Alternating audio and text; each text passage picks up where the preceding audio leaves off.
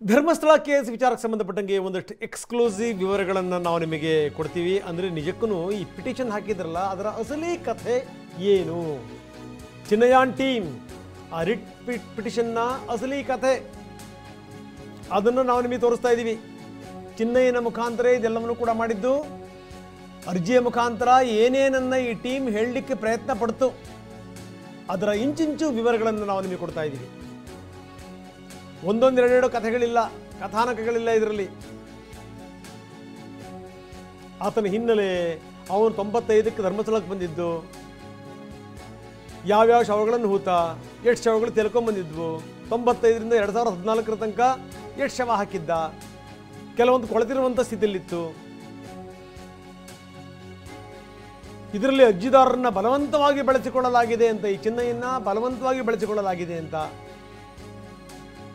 ಒಂದೊಂದು ಎರಡೆರಡು ಸಂಗತಿಗಳಲ್ಲ, ಬೇಕಾದಷ್ಟು ಶವಗಳು ತೇಲ್ಕೊಂಡ್ಬಂದಿವೆ ನೇತ್ರಾವತಿನಲ್ಲಿ. ಕೆಲವೊಂದು ಕೊಳೆತಿರುವಂಥ ಸ್ಥಿತಿಯಲ್ಲಿತ್ತು. ಅವುಗಳನ್ನು ಅಂತ್ಯ ಸಂಸ್ಕಾರ ಮಾಡಲಿಕ್ಕೆ ನಿರ್ದೇಶನ ಬಂತು. ಅರ್ಜಿದಾರರನ್ನ ಬಳಸಿಕೊಳ್ಳಲಾಗಿದೆ. ಹೆಣ ಸುಡೋದ್ರಲ್ಲಿ, ಹೆಣ ಹೂಳೋದ್ರಲ್ಲಿ ಅರ್ಜಿದಾರರನ್ನು ಬಲವಂತವಾಗಿ ಬಳಕೆ ಮಾಡಿಕೊಳ್ಳಲಾಗಿದೆ. ಇದು ಅದರಲ್ಲಿ ಲೈಂಗಿಕ ದೌರ್ಜನ್ಯಕ್ಕೊಳಗಾದಂಥ ಮಹಿಳೆಯರಿದ್ದರು, ಬೇರೆ ಬೇರೆ ಕೇಸ್ಗಳ ಬಾಡಿಗಳಿದ್ವು, ಬಡವರಿದ್ದರು, ಯಾತ್ರಿಕರು, ಅವರೆಲ್ಲ ಹತ್ಯೆ ಆಗಿರೋದು. ಇದೆಲ್ಲವನ್ನೂ ಕೂಡ ರಿಟ್ ಪಿಟಿಷನ್ನಲ್ಲಿ ಹೇಳಲಾಗಿದೆ. ಬನ್ನಿ, ನಮ್ಮ ಪ್ರತಿನಿಧಿ ಪ್ರಜ್ವಲ್ ನಮ್ಮೊಂದಿಗೆ ನೇರ ಸಂಪರ್ಕದಲ್ಲಿದ್ದಾರೆ. ಪ್ರಜ್ವಲ್, ನೋಡಿ, ಆರೋಪಗಳ ಮೇಲೆ ಆರೋಪಗಳು, ಆರೋಪಗಳ ಸರಮಾಲೆ, ಏನಂತೀರಿ?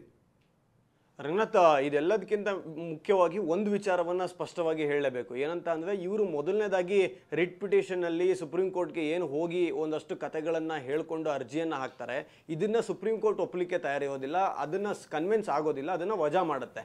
ಒಂದಷ್ಟು ಖಾರವಾದಂಥ ಮಾತುಗಳನ್ನು ಹೇಳಿ ವಜಾ ಮಾಡುತ್ತೆ. ಅದಾದಮೇಲೆ ಈ ರಿಟ್ ಪಿಟಿಷನ್ನಲ್ಲಿ ಇರುವಂಥ ಕಂಟೆಂಟನ್ನೇ ತೆಗೆದುಕೊಂಡು ಬಂದು ಇವರು ಬೆಳ್ತಂಗಡಿಯ ಕೋರ್ಟ್ನಲ್ಲಿ ಒಂದು ಸ್ಟೇಟ್ಮೆಂಟನ್ನು ಚಿನ್ನಯ್ಯನ ಕೈಲಿ ಕೊಡಿಸ್ತಾರೆ. ಆ ಒಂದು ಸ್ಟೇಟ್ಮೆಂಟ್ ಆಧಾರದಲ್ಲೇ ಧರ್ಮಸ್ಥಳ ಪೊಲೀಸ್ ಠಾಣೆಯಲ್ಲಿ ಒಂದು FIR ದಾಖಲಾಗುತ್ತೆ. ಆ FIR ಸರ್ಕಾರದಲ್ಲಿ ಸರ್ಕಾರ SIT ರಚನೆ ಮಾಡುತ್ತೆ. ಈ SIT ರಚನೆ ಮಾಡಿದಂಥ ಸರ್ಕಾರ ಪ್ರಾಥಮಿಕ ಹಂತದಲ್ಲಿ ಇದೆಲ್ಲವೂ ಸತ್ಯ ಅನ್ನೋ ಒಂದು ನಿಟ್ಟಿನಲ್ಲಿ ತನಿಖೆಯನ್ನು ಸತ್ಯವಾ ಅನ್ನೋ ಒಂದು ಪ್ರಶ್ನೆಯನ್ನು ಮುಂದಿಟ್ಕೊಂಡು ತನಿಖೆಯನ್ನು ಆರಂಭ ಮಾಡಿ ಕೆಲ ದಿನಗಳ ನಂತರ ಇಡೀ ಈ ರಿಟ್ ಪಿಟಿಷನ್ಗೆ ಮೆನ್ಷನ್ ಮಾಡಿದಂಥ ಕಂಟೆಂಟು, ಬೆಳ್ತಂಗಡಿ ಕೋರ್ಟ್ನಲ್ಲಿ ಕೊಟ್ಟಿದ್ದಂಥ ಹೇಳಿಕೆಯ ಕಂಟೆಂಟು, ಇದೆಲ್ಲವೂ ಕೂಡ ಒಂದು ಸುಳ್ಳು, ಷಡ್ಯಂತರ ಅನ್ನೋದನ್ನು ಸ್ಪಷ್ಟವಾಗಿ ತನಿಖೆಯಲ್ಲಿ ಸಾಕ್ಷಿಗಳ ಮೂಲಕವಾಗಿ ಪತ್ತೆ ಮಾಡಿ ಈ ಒಂದು ಇಡೀ ಪ್ರಕರಣವನ್ನು ಮೊದಲು ಏನು ಸೆಕ್ಷನ್ಗಳ ಅಡಿಯಲ್ಲಿ ದಾಖಲು ಮಾಡಿಕೊಂಡಿದ್ರು, ಇವ್ರು ಯಾವ ಸೆಕ್ಷನ್ಗಳ ಅಡಿಯಲ್ಲಿ ದಾಖಲು ಮಾಡಬೇಕಂತ ಹೇಳಿ ದಾಖಲು ಮಾಡಿಸಿದ್ರು, ಅದನ್ನೆಲ್ಲದನ್ನು ಕೂಡ ಕೈಬಿಟ್ಟು ಈ ಇಡೀ ತಂಡವೇ ಒಂದು ಷಡ್ಯಂತ್ರ ಮಾಡಿದೆ ಅಂತೇಳಿ ವಿವಿಧ 10 ಸೆಕ್ಷನ್ಗಳನ್ನು ದಾಖಲು ಮಾಡಿಕೊಂಡು ಚಿನ್ನಯ್ಯನನ್ನು ಅರೆಸ್ಟ್ ಮಾಡುತ್ತೆ.